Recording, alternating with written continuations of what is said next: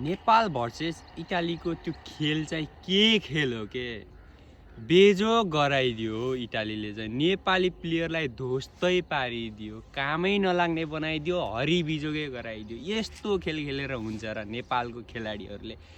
हामीले त सोचिरहेको थियौँ इङ्ल्यान्डसँग टक्कर दिएको छ, इटालीलाई त फालिदिन्छ होला, सजिलै सोचेका थियौँ। तर हाम्रो सोच गलत रहेछ। हामीले अन्डर एस्टिमेट गर्नु नै गलत कुरो हो। हामीले अन्डर एस्टिमेट गरेर नै हामीले हार बेहोर्नु परेको।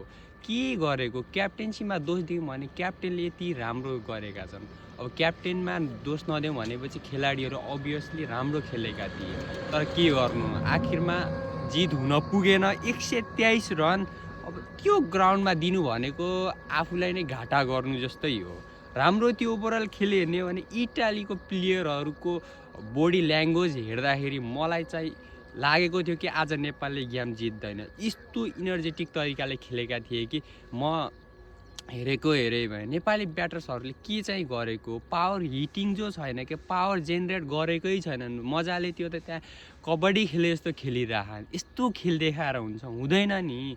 अब त सुपर 8मा पुग्ने चान्स एकदमै लो छ र आशै छैन, भरोसै छैन। अब नेपाल वर्ल्ड कपबाट बाहिरिने पक्की रहेको छ। अब केही छैन, हार्यो केही छैन। अब 2टा गेम रहेको छ, त्यो जितोस्, त्यही चाहिँ शुभकामना।